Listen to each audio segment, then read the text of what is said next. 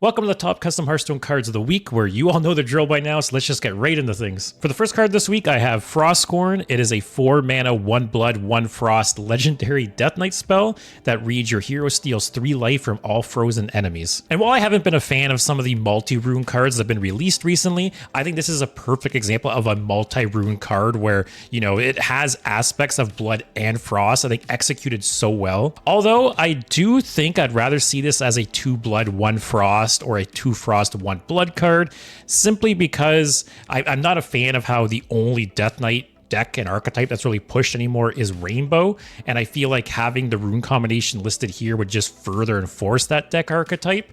And I think it'd be a lot more interesting if there was more 2-in-1 rune combination decks. And also, not to criticize it too much, but I'm not quite sure this is a legendary effect. I feel like this could be a non-legendary card and be totally fine. Also, I think it's a little overcosted, you know, because the fact that it's a payoff card, it needs, you know, a frozen effect to take place beforehand. I think 4 is a little overcosted. I think typically, you know, frozen payoff cards are very overcosted. I think that's the reason they don't really see play. And I do think 2 would be too cheap for this card, but maybe 3 is a good middle ground. So if I had to redo this card myself, I would take away the legendary aspect. I would make it 3 mana, and then I would also make it either 2 blood, 1 frost, or 2 frost, 1 blood. But I don't want to just trash on this card because I think it is really cool design. You know, the idea of stealing health is very much a blood effect, which I've raved about in the past. I think blood is so underutilized, and I love to see ideas like this. And then the frozen payoff obviously plays into the frost rune. So even though I had a lot of nitpicking with this card, I do think it is a really cool idea, really neat effect. This is really the direction I'd like to see Death Knight cards go more in the future. So amazing card. So don't get me wrong, even though I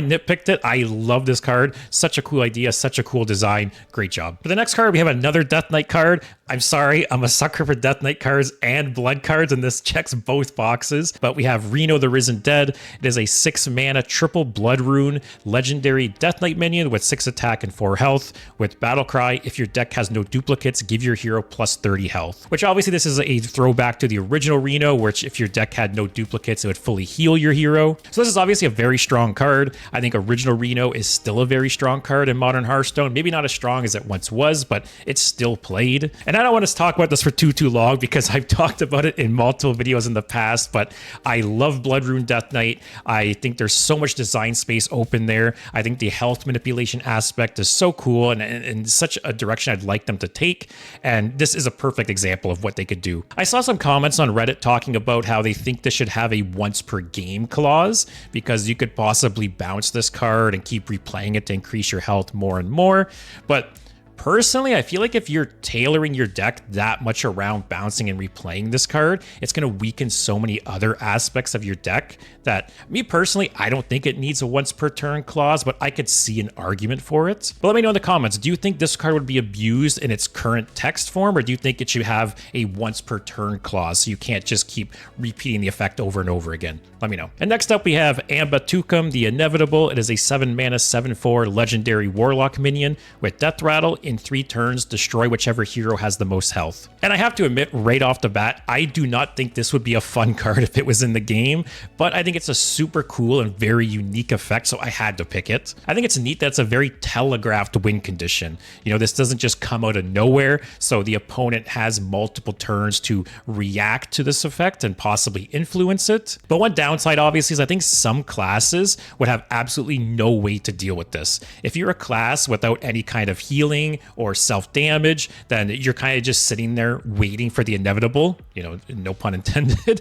But I think, you know, if you're for priest or other classes like that would actually have a way to contest it, it would be a much more interesting mechanic. But one reason I did pick this card is it reminded me of Magic the Gathering matches that run out of time and basically have a certain number of turns left, and at the end of those turns, if there's no winner, it's just a tie.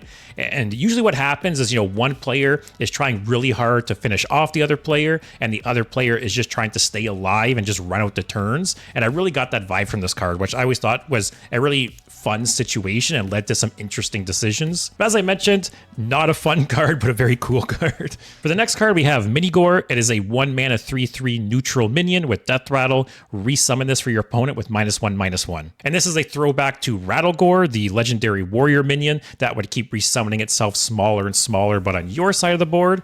But instead, this version basically flips back and forth. So you play this, it's a 1 mana 3/3, which is obviously very, very strong. When it dies, it gives your opponent a 2/2, so there's the downside there. But then when that dies, it then comes back to your side as a 1/1. So I really like that back and forth action. You know, you can kind of use this to trade back and forth into each other. And like I said, obviously it's a lot of stats for the cost, but the fact that you're essentially giving your opponent a 2/2 for free is a downside a bit. And it's just an interesting design. I think most of the cards in the game that give your opponent something when they die aren't very good and have typically never really seen play. But I feel like this would see play. So I really like, you know, a more stronger take on that effect, and I'd like to see something like this in the game for sure. For the last card this week, we have Zergling, which I love for so many reasons. It is a 1 mana 2/2 neutral minion that has you can add unlimited Zerglings while building your deck. And this is a tie-in to StarCraft, one of Blizzard's other IPs that I grew up playing StarCraft and absolutely love it. It has to be my favorite Blizzard IP, and I think this card captures the feeling of the Zergling so well. And we never had an effect like this in the game before, outside of some tavern brawls or special situations. We've never been able to put more than 2 copies of a card into a deck.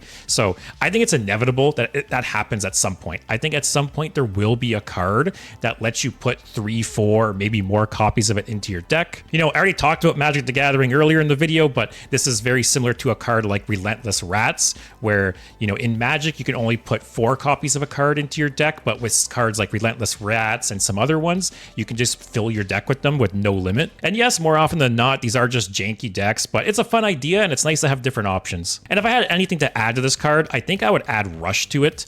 I think that it would make the card better because just a vanilla 1 mana 2/2 is very weak. And I feel like thematically Rush just makes sense. You know, Zerglings in StarCraft are just this never-ending swarm that are rushing at you, so I feel like it makes sense to, you know, capture that feeling in Hearthstone as well. And also, this card leads me into a question. You know, how do you guys feel about other Blizzard IPs or other IPs in general being introduced into Hearthstone? You know, whether it be StarCraft or Overwatch or anything else for that matter. Do you think it would clash too much with the style or tone of Hearthstone, or do you think maybe it'd breathe some fresh air into Hearthstone? Let me know in the comments what you think. That'll be all the cards for this week though. If you enjoyed the video, give it a like and subscribe if you haven't already to catch future videos. Rather than that, thanks for watching and I'll see you next week.